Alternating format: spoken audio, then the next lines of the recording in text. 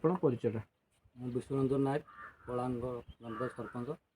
ଆଜ୍ଞା, କ'ଣ ଆପଣଙ୍କ ଗାଁରେ ସମସ୍ୟା ରହିଛି? ବାରମ୍ବାର ହାତୀ ଭାଙ୍ଗୁଛି। ଏମିତିକ 20 ଦିନ ହେଇଯିବ, ଗୋଟେ ଦନ୍ତା ହାତୀ ଆସିକି ମାନେ 15-20-25ଟା ଖଣ୍ଡେ ଘର ଭାଙ୍ଗି ସାରିଲାଣି। ଭାଙ୍ଗୁଛି ମାନେ ପୁରା ମୋଟା ଅବସ୍ଥା କରି ଭାଙ୍ଗିକି ପକାଉଛି। ତାପରେ ଲୋକମାନେ ଯାଇକି ମୋ ପାଖରେ ଅଭିଯୋଗ କରୁଛନ୍ତି। ମୁଁ ଗୋଟେ ଘର ଭାଙ୍ଗିଲେ ମୁଁ କିଛି କରିପାରିବି, କିଛି ସାହାଯ୍ୟ କରିପାରିବି। ତେଣୁ 30-40ଟା ଘରକୁ ଭାଙ୍ଗିଦେଲେ ଆମେ କିଛି କରିପାରିବାନି। ତେଣୁ ପ୍ରଶାସନକୁ ଏତିକି ଅନୁରୋଧ, ଯେମିତି ହାତୀ ଦନ୍ତା ହାତୀକି ଟ୍ରାଙ୍ଗୁଲାର କରି ଅଲଗା କୋଉଠିକି ନେଇକି ଯାଆନ୍ତୁ।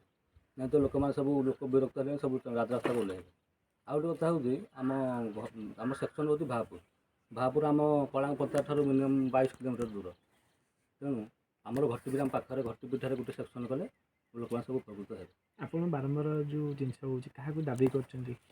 ଫାର୍ଷ୍ଟ ମୁଁ କହୁଛୁ, ମୁଁ ଆଜି ବିରେନ୍ଦ୍ର ସାଙ୍ଗରେ କଥା ହେଉଥିଲି। ମୁଁ କହିଲି ଲୋକମାନେ ସବୁ ଯିବେ ଆପଣଙ୍କ ପାଖକୁ। ଆମ ସାର୍ କହିଲେ କି ନାଇଁ, ଆମେ କପିଳାସ ମିଟିଂ ଅଛୁ, କାଲି ମିଟିଂ ରହିବୁ, ଆଉ ଏବେ ଆମେ ନାହୁଁ, ଆପଣ ସୋମବାର ଆସିବେ।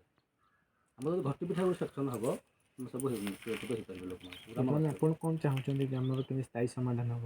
ମୁଁ ଚାହୁଁଛି ହାତୀଟିକୁ ଟାଙ୍ଗୁଲାରେ କରି ଅଲଗା କୋଉଠିକି ନେଇଗଲେ ଲୋକମାନେ ସବୁ ସୁବିଧା ରହିବେ। ହାତୀ ଅଛନ୍ତି, କିନ୍ତୁ ଏ ଯେଉଁ ହାତୀ ଆସିଛି ସବୁ ଘର ପଶିକି ଭାଙ୍ଗୁଛି, ଖାଉଛି, ଭାଙ୍ଗି ସବୁ ଘର ଭାଙ୍ଗି ଦେଉଛି।